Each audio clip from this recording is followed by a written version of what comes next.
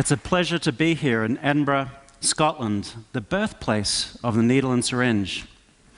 Less than a mile from here in this direction, in 1853, a Scotsman filed his very first patent on the needle and syringe. His name was Alexander Wood, and it was at the Royal College of Physicians. This is the patent. What blows my mind when I look at it even today is that it looks almost identical to the needle in use today. Yet, it's 160 years old. So we turn to the field of vaccines. Most vaccines are delivered with the needle and syringe, this 160-year-old technology. And credit where it's due, on many levels, vaccines are a successful technology.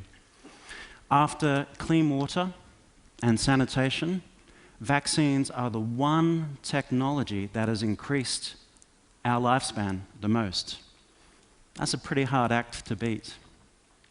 But just like any other technology, vaccines have their shortcomings, and the needle and syringe is a key part within that narrative, this old technology. So let's start with the obvious. Many of us don't like the needle and syringe. I share that view. However, 20% of the population have a thing called needle phobia. That's more than disliking the needle. That is actively avoiding being vaccinated because of needle phobia. And that's problematic in terms of the rollout of vaccines. Now, related to this is another key issue, which is needle stick injuries. And the WHO has figures that suggest about 1.3 million deaths per year take place due to cross-contamination with needle stick injuries. These are early deaths that take place. Now, these are two things that you probably may have heard of, but there's two other shortcomings of the needle and syringe you may not have heard about. One is it could be holding back the next generation of vaccines in terms of their immune responses. And the second is it could be responsible for the problem of the cold chain that I'll tell you about as well. I'm going to tell you about some work that my team and I are doing in Australia at the University of Queensland on a technology designed to tackle those four problems. And that technology is called the nanopatch. Now, this is a specimen of the nanopatch. To the naked eye, it just looks like a square, smaller than a postage stamp. But under a microscope, what you see is thousands of tiny projections that are invisible to the human eye. And there's about 4,000 projections on this particular square compared to the needle. And I've designed those projections to serve a key role, which is to work with the skin's immune system. And so that's a very important function tied in with the nanopatch. Now, we make the nanopatch with a technique called deep reactive ion etching. And this particular technique is one that's been borrowed from the semiconductor industry, and therefore is low cost and can be rolled out in large numbers. Now, we dry coat vaccines to the projections of the nanopatch and apply it to the skin. Now, the simplest form of application is using our finger, but our finger has some limitations. So we've devised an applicator, and it's a very simple device. You could call it a sophisticated finger. It's a spring-operated device.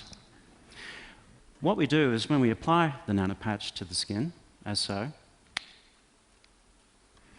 immediately a few things happen.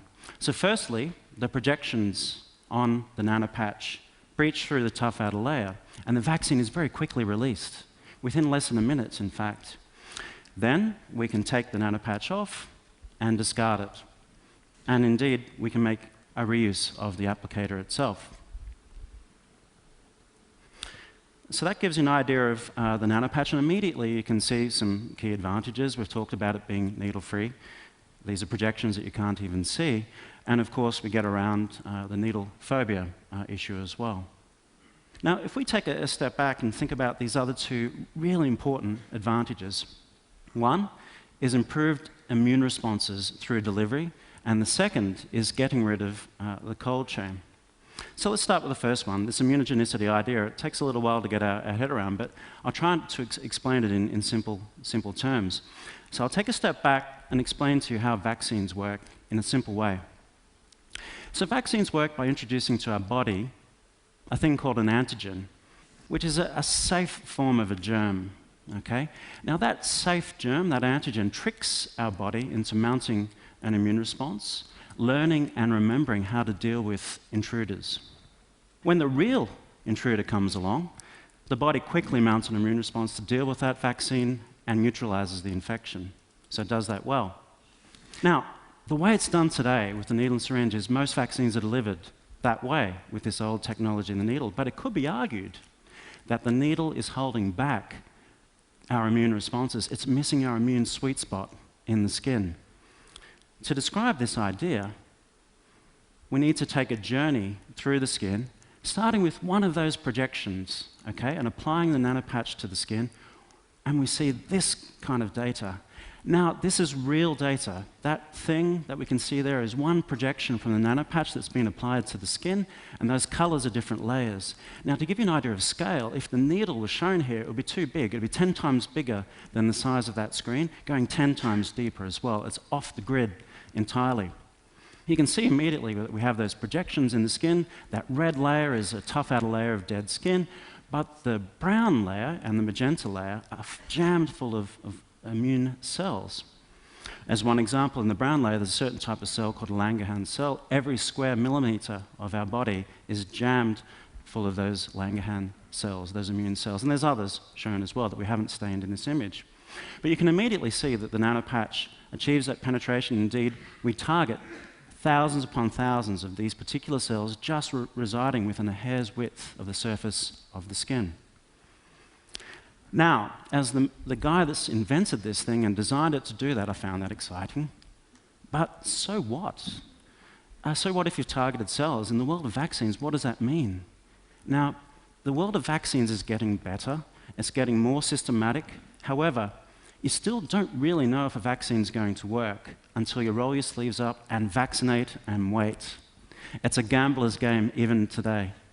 So we had to do that gamble. We obtained an influenza vaccine, we applied it to our nanopatches, and we applied the nanopatches to the skin, and we waited. And this is in the live animal. And we waited a month, and this is what we found out. This is a data slide showing the immune responses that we've generated with the nanopatch compared to the needle and syringe into muscle. So on the horizontal axis, we have the dose shown in nanograms. On the vertical axis, we have the immune response generated, and that dashed line, that dashed line indicates the protection threshold. If we're above that line, it's considered protective. If we're below that line, it's not. So the red line is mostly below that curve, and indeed there's only one point that's achieved with the needle, that's protective, and that's with a high dose of 6,000 nanograms. But notice immediately the distinctly different curve that we achieve with the blue line. That's what's achieved with the nanopatch. The delivered dose of the nanopatch is a completely different immunogenicity curve. That's a real fresh opportunity. Suddenly we have a brand new lever in the world of vaccines. We can push it one way, where we could take a vaccine that works but it's too expensive and get protection with 1/100th of the dose compared to the needle. They could take a vaccine that's suddenly $10 down to 10 cents, and that's particularly important within the developing world. But there's another angle to this as well. You could take vaccines that currently don't work and get them over that line and get them protective.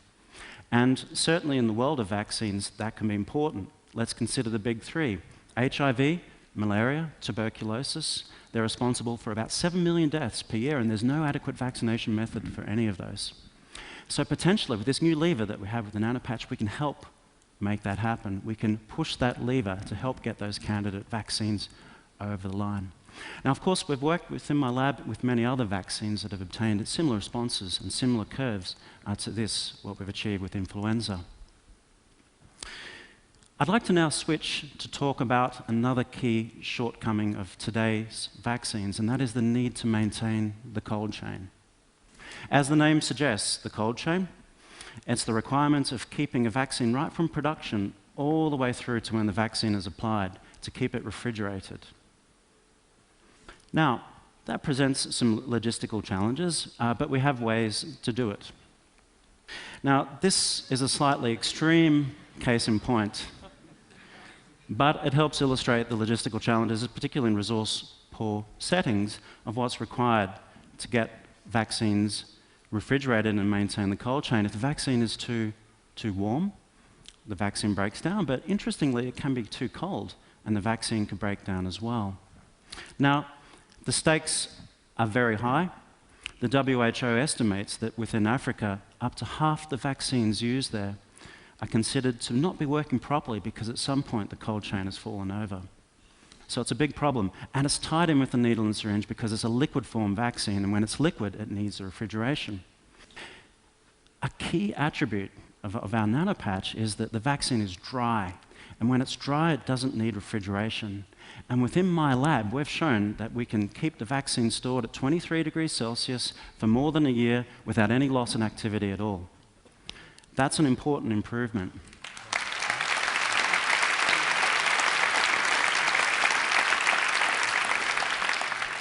We're delighted about it as well. And the thing about it is that we have well and truly proven the nanopatch within the laboratory setting. And as a scientist, I love that, and I love science. However, as an engineer, as a biomedical engineer, and also as a human being, I'm not going to be satisfied until we've rolled this thing out, taken it out of the lab, and got it to people in large numbers, and particularly the people that need it the most. So we've commenced this particular journey, and we've commenced this journey in an unusual way. We've started with Papua New Guinea. Now, Papua New Guinea is an example of a developing world country, and it's about the same size as France, but it suffers from many of the key barriers existing within the world of today's vaccines.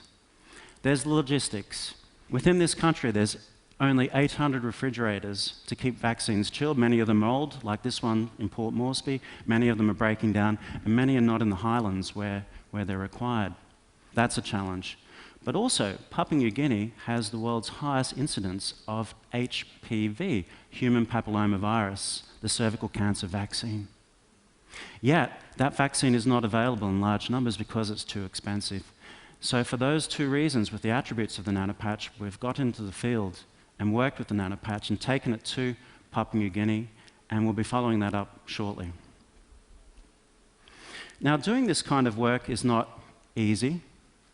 It's challenging, but there's nothing else in the world I'd rather be doing. And as we look ahead, I'd like to share with you a thought. It's the thought of a future where the 17 million deaths per year that we currently have due to infectious disease is a historical footnote. And it's a historical footnote that's been achieved by radically improved vaccines.